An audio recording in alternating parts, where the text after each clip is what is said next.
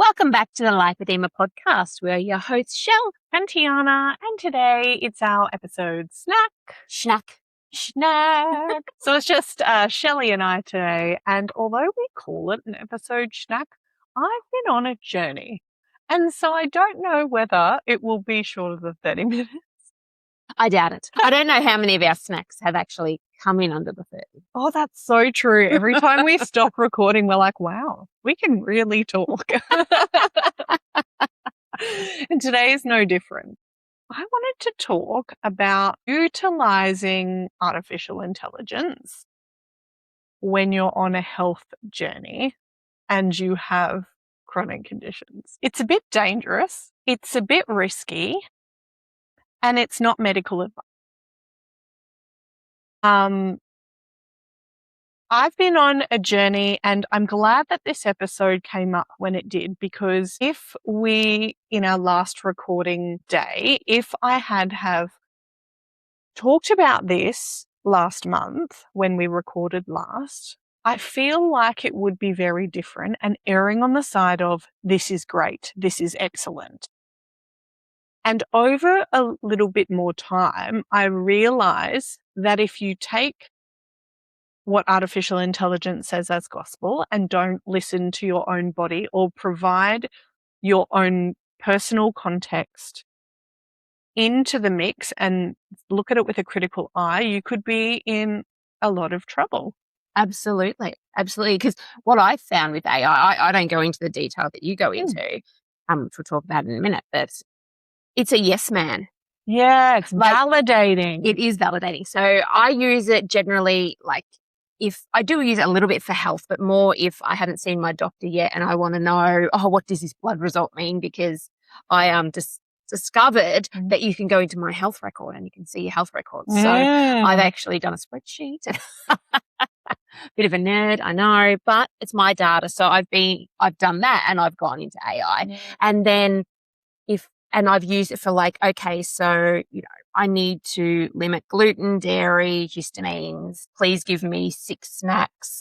Fabulous. And I've done it like that, but that's the extent that I've gone to. So, but you've been using your actual data from your smart device. Yeah, my Garmin watch. So tell us what's happened.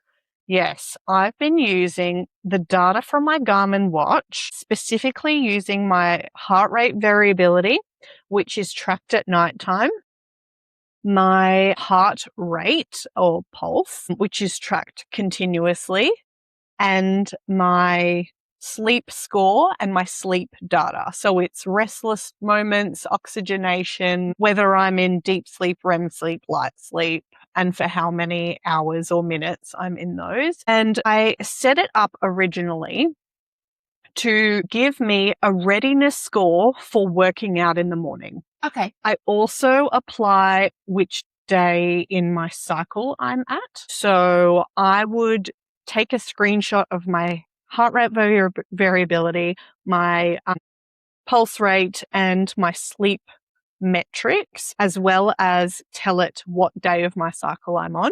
Okay. And it would run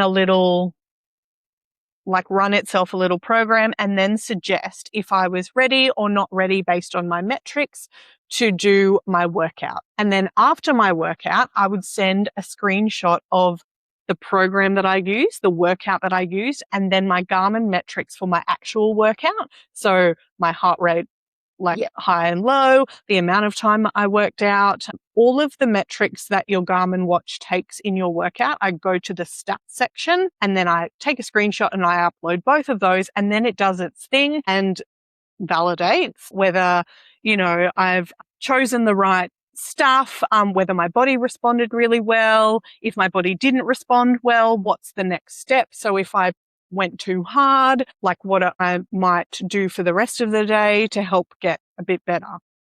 So when I first started doing this, I thought it was really great. I am going to say one more thing, is that context is really important. And so like you were saying, it's really validating. So I've done a couple of things in my AI system in the settings. You can set up baseline settings. So my baseline settings is have a balanced view. So not validating, always provide a balanced view.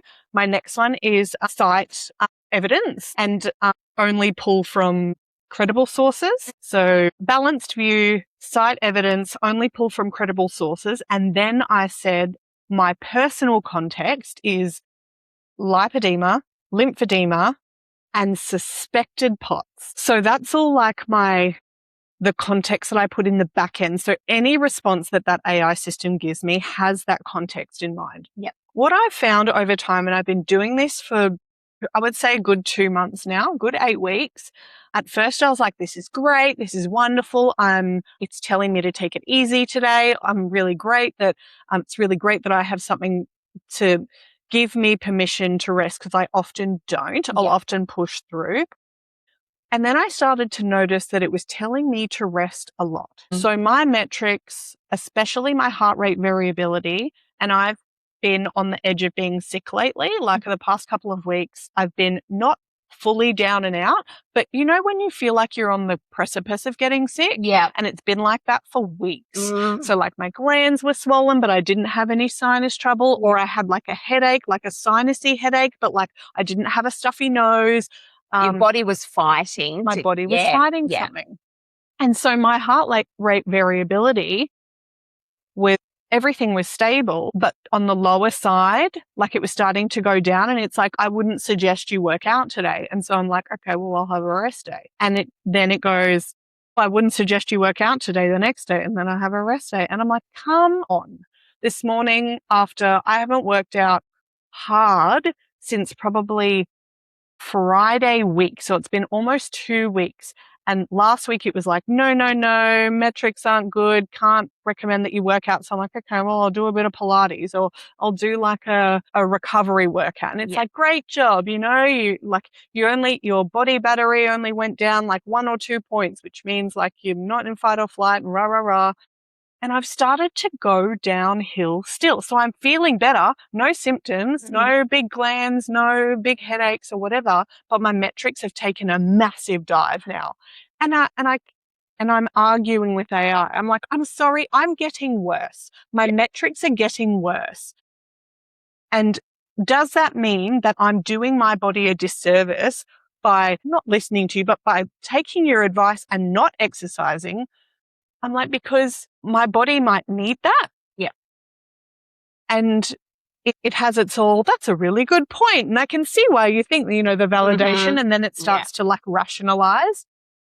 And so yesterday I was having an argument with AI, and I'm like, this is ridiculous. Like, I'm feeling well. I'm feeling ready to work out. My metrics say I'm plummeting, but I want to work out. So what am I to do?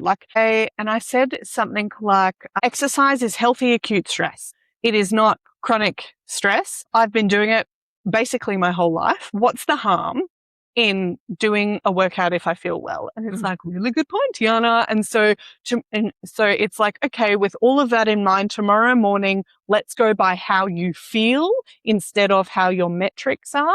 And if you feel like working out, you work out. So today I worked out and I centered all my workout stats, and then it was like, really great job, your body handled it really well, blah, blah, blah, blah, blah. So this isn't advice at all to use AI. I found it really interesting. And if you are struggling to rest, like I struggle to rest sometimes, when you do need rest, that's really nice to be that extra, it's okay to rest today. Yeah.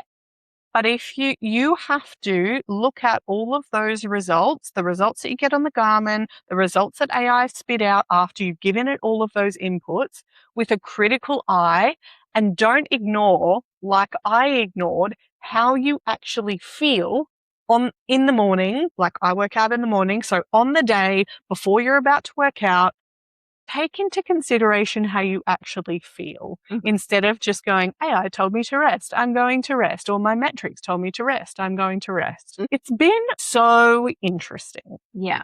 Yeah. And, I don't even wear a watch because all those metrics, I obsess. I'm addicted. So I'm better off just not doing it. Like I track, I've got a little list, like I've done meditation today. I've eaten 3 protein-based meals. I've had 2 protein snacks and I've drunk enough water. Like I have that I check off at the end of the day. But other than that, I just had to fully step away because I obsess and then I start spiraling. I obsess. I crave to know, which is ridiculous because we should know by waking up in the morning. Sometimes I wake up in the morning and I'm feeling fresh and I look at my sleep metrics and they're shit. And I'm like, why am I feeling so good? Conversely, I wake up in the morning and feel terrible and my sleep metrics are amazing. And I'm like, well, why do I feel terrible? We're complex beasts. Yeah. Like we're more than our metrics. It's not the whole story, is it? It's not the whole story because it doesn't take into account your mental health. My gosh. And can I just say that for me and probably for you too, Shell, from how well I know you, is that the mental health stuff manifests physically in some way or another. And it's really different for each individual. But I feel that if I'm not well, and usually when I'm not well, it's not well physically. I'm pretty healthy physically considering all of the shit show. Shit show. But most of the time when I say I'm unwell, I mean I am unwell. Like in psychologically, there's something going wrong. There's a blocker. And it's manifesting physically. Yep, absolutely. So with that in mind, use AI with a critical eye. It's really interesting, but be your own scientist. Yes. Yep. So that N of 1. You know, N of 1. So if you're doing a study, you're the study subject. You're the N. Yeah. It's all about you because it's all we about are you. so diverse. Yeah. And AI is just pulling out patterns. It's pattern recognition. It's population. It's generic. That's right. And we are, as you said, complex beings, especially with those competing conditions. So you spoke about something that AI is really good to use for is meal planning, especially when you have specific meal requirements. Do you want to talk a little bit more detail about how you do that? How I do it? Yeah. So I go through phases like when I'm spiraling and I think that's really good because AI then it's like you've got those thoughts out because I'm like, okay, I need to do this, this, this, and this, and it will tell me how to do it. I'm like, breath of fresh air. I don't do it, but you've let the thoughts out. Yeah. It gives you that output. So what I've been doing, so I saw Josh and I had all those scans and things done. So he suggested... Josh from MNT Diagnostics, by the way, he's in Robina. Yes, he's brilliant. Right. So he sent me through and it said low carb, low gluten, low GI, low lactose, and low histamines. So making... Low fun. Well, yeah. Sorry. I have to put it down. I mean, delicious. But, you know, it's not strict. Yeah. And that's what I think I like about it. Didn't say no. Yeah. It said low. Yeah. So I jumped into ChatGPT and I put in all of those details. I then put in that I want to hit like 160 grams of protein a day. He also said to put it over 6 meals instead of having 3 meals and snacks, like even it all out over the day, because I also showed up that I go hypoglycemic during the night. So I have to make sure I have something to eat before I go to bed. Fascinating. Yeah. And a lot of advice that we receive is to finish eating 2 to 3 hours before you go to bed. And so this is where the nuance comes in, right? That's exactly right. The other thing I'm going to say about you specifically is because you've been diagnosed with Ehlers-Danlos syndrome, there's a lot of gut implications with that because everything is so stretchy. Yes. And so eating those equal amounted 6 meals instead of big meals and small snacks would probably help that digestion pathway for you. Absolutely. That makes a lot of sense. Yes, absolutely. So I put in protein, I put in 6 meals, the low stuff. And then I worked out how many, like my basal metabolic rate, my BMR. And so I put that in there as well. And so I said, you know, this is how many calories I've got a day. I think I did like 1900 calories a day, which is still a slight deficit for me, which is good. Please plan it. And it did. it pumped it out. That's heaven. And And so the it gave things that me- it pumped out, were they good, like nice things, simple things? Yeah, it was Cool. like oats with almond milk and berries for breakfast. Beautiful. And then there was like rice cakes with slices of turkey, like stuff I eat. Like I haven't gone through it good. properly because I had those tests and then I was feeling a bit crappy this week. Yeah.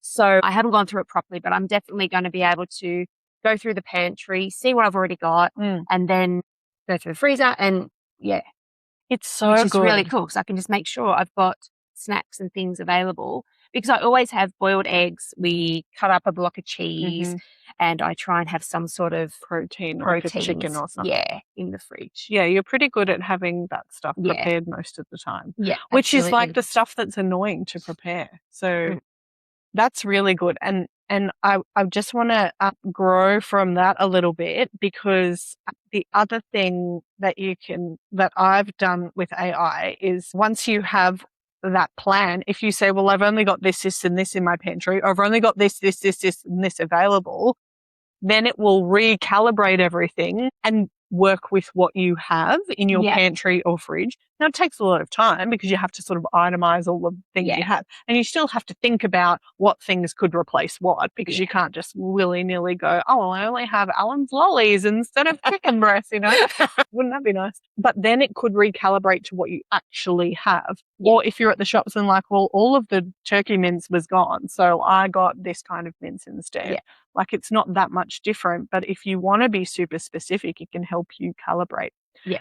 You could also, once you read through it, you can go and say, oh, I don't really like that. Can you put something else in there? Because I remember earlier in the podcast days, I had that issue with cottage cheese. Yes. Remember I made that cottage cheese? You don't like cottage cheese? I do like cottage cheese. My body doesn't like cottage cheese. That's a shame. So it actually said there's a lactose-free cottage cheese. So I thought, well, maybe I'll do that because it's good. It's got protein. Quite good on the macros, isn't that? So I'm going to trial lactose-free, but smaller amounts, and see if that's what the issue was. Interesting. I do eat a lot of cottage cheese, so I'm very lucky that I don't have those gut, issues. The other thing I would say that I use AI for that's quite helpful is, if I'm not organized with a meal plan and I want to make a dinner, but I only have some substitute ingredients, I don't know what the ratios are, instead of like searching for recipes with specific things,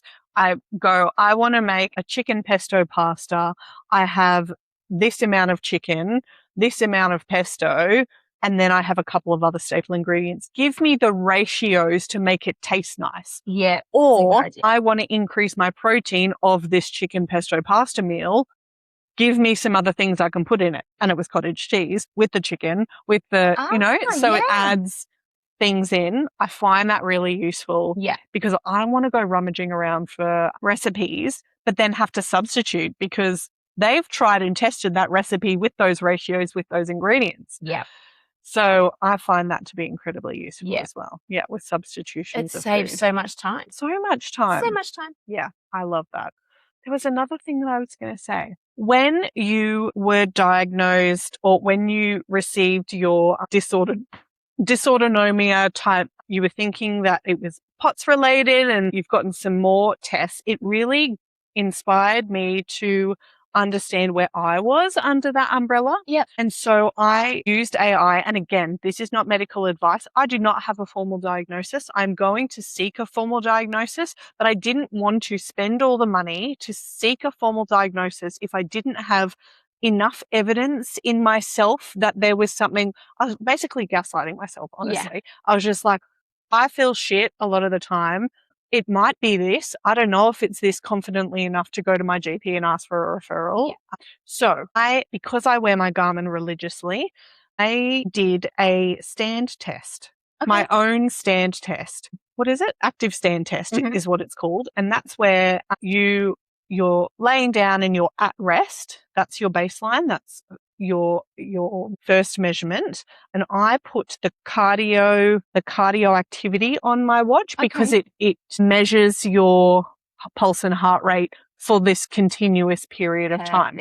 So it was in the morning, I was laying down, I was at rest. I had my resting heart rate. I was there for about 3.5 minutes and I was at rest. And then I kept the cardio activity on, and then I stood up and I stood still. And then I stayed there for 10 minutes. And can I tell you, I wanted to call it quits. It was not awful. It was awful. And I tracked what was going on in my head, and it was like my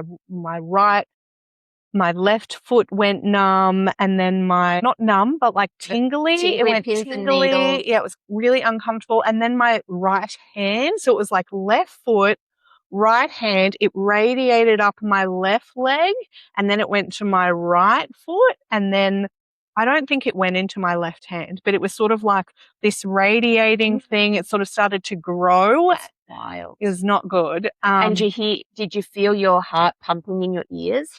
I'm not sure if I did. I didn't clock that as a symptom, but I felt it made me feel sick in not a like throw up sick, but just really just a low grade nausea. Super off. Okay. And a bit disorientated. But not what I would call disoriented was not what I felt. Okay.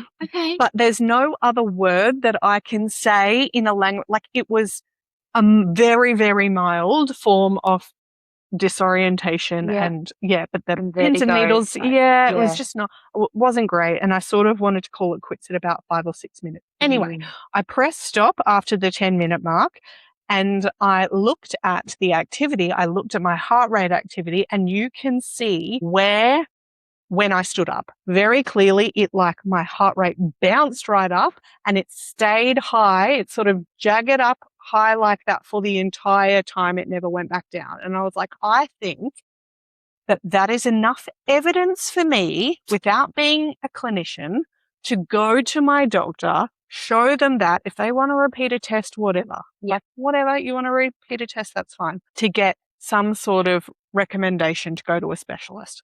My problem with dysautonomia and POTS and all of that stuff is it's so variable where you can go and get a diagnosis from, because it can be neuro, it can be cardio, it can be all of these different things. And so I haven't had the opportunity time-wise to go anyway, but I'm like, where do I even start? Yeah. Where do I even start? So using, again, metrics, AI, and all of that stuff is really helpful, but it doesn't replace clinical care. It doesn't replace clinical diagnostics, and it doesn't replace that stuff to form the decision of how you take care of yourself. Yeah. It just helps and gives you a bit of insight. Yeah. And it's data that you can take to your doctor, like you said. You can take it, you can get referrals, you can get a care plan. Yeah. You can get all of those things once you get that diagnosis too. Yeah. But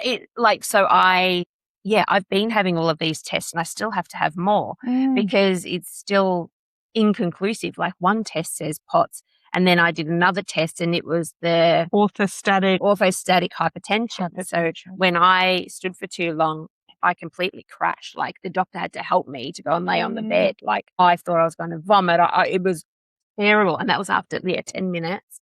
And then, but my heart rate monitor that I wore for 24 hours, it indicated POTS because I've got an elevated heart rate. Yeah. So now on Monday, I have to go and I've got to wear a blood pressure monitor for 24 hours because I crashed. Because the issue is with POTS, they put you on beta blockers to get your heart rate to slow down. Sense. But I crashed, so I can't have that. Yeah. So if I have both of these conditions, which a lovely lady reached out to me on Instagram, and her daughter has both. So depending on what her body's doing, she could have a POTS reaction or she could have the orthostatic hypertension. Which requires different management.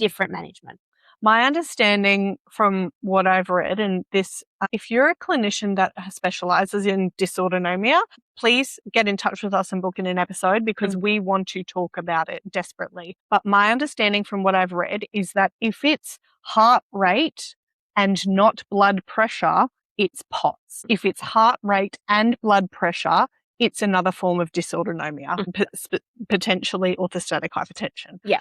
And the fact that you got both on one, when you got your initial test, your blood pressure wasn't being tested, was it? It was just your pulse. Oh, no, it was your blood pressure. It was both, yeah. It was both, right. Okay. Yeah. But you didn't crash in that first test? Not to the same extent. And I said, I've had enough. Can I sit down? At the 9-minute mark, whereas at the new test, the 10-minute mark, I crashed. So I sat down I'd had enough on the other test before I let it get far. To crash. That's so interesting. Yeah. And that's wild because I had heard of dysautonomia before because Sharon Franz got diagnosed with that. So yeah, it's a thing. It's all connected. And I'm so glad I found this GP because she said, COVID was all happening. She got long COVID and she just went down this rabbit hole and it's all connected. Like there's MCAS, there's POTS, but she's now doing the Lipoedema education that the RACG is doing. Like, she just kept saying all these things. Like, did I say MCAS? Yeah. And hypermobility, EDS. Yeah, she said it's just all this sticky web of, and trying to get answers. Trying to get answers is hard. You've been on your pursuit for more answers for quite some time and getting multiple tests. Like that's a privileged, that's a hard word to say because I'm not saying that you're privileged because you're doing this. There is this dedication, but it costs money to do it. Oh, and absolutely. so there's privilege and dedication. And and not everybody has both. And some people don't have either. And so it makes it really hard when you've got these conditions that aren't black and white and can't be done with just a simple blood test, or it makes it really hard to then work out what you can do for yourself. And the other thing to that is it's not like you can go to the doctor and get something to help them, like to fix them, because then none of them are fixable. They're all just got to be managed, and we all have to manage them differently. We all respond to the different management strategies differently. Yeah. One thing that I said to Shell offline when we were talking about this offline in her experience, because she had to get those tests done specifically for dysautonomia, POTS or hyperstatic orthotension, and she felt horrendous doing those tests, is I wonder if you could repeat those tests. And again, that takes dedication and privilege to be able to go somewhere just to repeat a test. If you were to repeat those tests with compression garments on and see whether your response to wearing compression garments is so that you can continue to wear compression garments and know that it's doing something. Because wearing compression garments is a pain. I went through a process where I was really good at wearing compression garments. You've been through a process where you were really good at wearing compression garments, and right now I'm off the wagon. I wear them a couple of times, mostly because I'm freezing and I just put them on to stay warm. And you've went down in the class 1. Yeah, I've gone back down to class 1, and I don't wear them every day. But I wear them most days now. Yeah. And I just wonder whether if you could do the test and then repeat the test, then it will tell you whether the garment is the thing that can help you most of the time. And so then you can invest in that strategy. Yeah. But it's not like we don't have the accessibility to be able to just do these tests all the time. Yeah. It's so frustrating. It is frustrating. It's frustrating. Yeah. And like you said, we're privileged. Like we live in metropolitan areas. We're able to find, good clinicians that can help us out. But then there's still the cost involved. My doctor was great. It cost $100 out of pocket for my POTS test. And that included like an ECG. So, yeah. Yeah, it's so hard. We're feeling, I think that our listeners who experience weird things, and it's not just lipedema, and I could imagine it's most of our listeners with lipedema, we're experiencing the same things as you to try and understand ourselves. And it's not a one-size-all approach. No. And you can't just I can't take what Shelley's doing and do it for myself, and you shouldn't take what we're doing and do it for yourself. But it is really hard to investigate and be your own scientist. Trial and error. It is. That trial and error. And the trial and error costs money, as well. 100%. Like, I'm going to try this thing. Oh, that didn't work. So don't be afraid to sell things.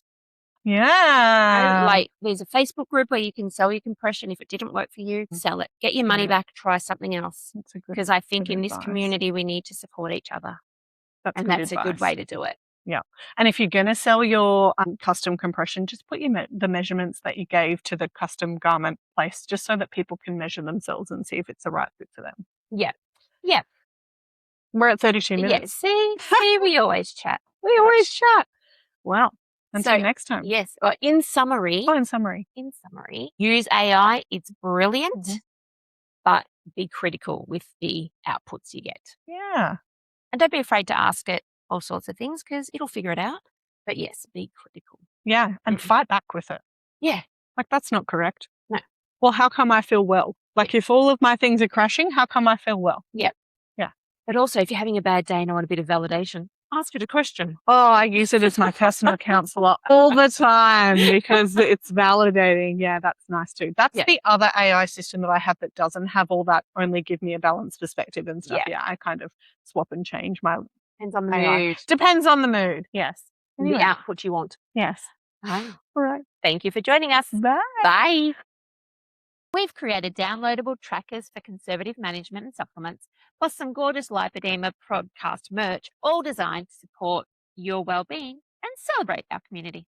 When you shop through our store, you're also helping us keep the podcast growing and thriving. Explore the range at lipoedemapodcast.com.au. Lipoedema and its symptoms vary from individual to individual. The opinions and advice voiced in this podcast are of a personal nature and used for educational purposes. Please take away from this podcast what resonates with you, and please see your GP or preferred specialist for diagnosis and healthcare. We are Shelley and Tiana from the Lipoedema Podcast. Until our next episode, bye for now.